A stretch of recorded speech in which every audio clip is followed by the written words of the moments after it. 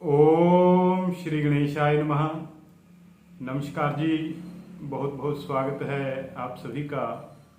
सर्वे भवन्तु सुखिनः, सर्वे सन्तु निरामय, सर्वे भद्राणि पश्यन्तु, माँ कश्चित् दुख भाग् भवेत्। सभी जीवन में सुखी रहें, स्वस्थ रहें, उन्नति करें, किसी को भी दुख तकलीफ और कष्ट न हो। इसी भावना के साथ आज नाभस योगों के अंतर्गत हम चर्चा करेंगे गोल योग के ऊपर। गोल योग जन्मपत्री में कैसे बनता है, इसका जातक के जीवन में क्या प्रभाव होता है, इसी विषय के ऊपर हम विस्तार से चर्चा करेंगे। शास्त्रों के अनुसार जब जन्मपत्री में एक ही भाव में 7 ग्रह हों, राहु और केतु को छोड़कर बाकी जो 7 ग्रह हैं, सूर्य, चंद्र, मंगल, बुध, गुरु, शुक्र, शनि, ये 7 ग्रह जब एक ही राशि में आ जाते हैं, एक ही राशि में 7 ग्रहों की जब युति हो जाती है, तो ऐसे में जन्मपत्री में गोल योग बनता है। यह युति जन्मपत्री के किसी भी भाव में हो सकती है, तब भी यह प्रभाव देगा। इसे गोल योग के नाम से कहा जाता है, पुकारा जाता है। 7 ग्रह एक राशि में, एक भाव में। यह योग बहुत समय बाद बनता है, बहुत कम देखने को मिलता है, और इस योग का प्रभाव ज़्यादा शुभ भी नहीं माना गया। 7 ग्रहों की युति जब एक भाव में होती है, एक राशि में होती है, तो भाव यह कोई भी हो सकता है, कोई भी राशि हो सकती है, सिर्फ एक ही जगह पे 7 ग्रह होने चाहिए। इसका प्रभाव शास्त्रों ने बताया है कि ऐसे जातक को धन से संबंधित बहुत सी समस्याएं होती हैं, और जब यह युति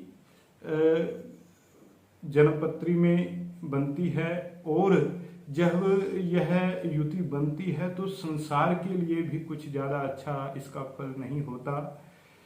विश्व के लिए भी, धरती के लिए भी इसका कोई ज़्यादा फल अच्छा नहीं होता। उस समय भूकंप आदि की संभावना रहती है, और प्राकृतिक आपदाओं की भी संभावना ऐसे समय में रहती है, और किसी महामारी आदि का भय भी उस समय में रहता है।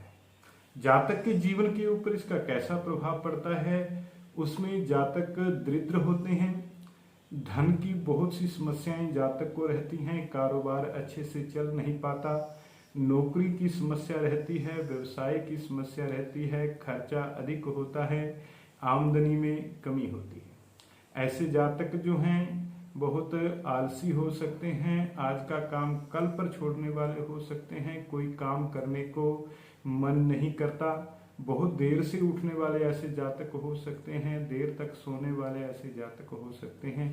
अर्थात ऐसे जातक कुछ कर्महीन होते हैं, और विद्या से संबंधित सुख में भी कमी आती है, पढ़ाई में विघ्नों का सामना करना पड़ता है, पढ़ाई में, शिक्षा में मन नहीं लगता, और अच्छी शिक्षा की प्राप्ति भी जातक को नहीं हो पाती।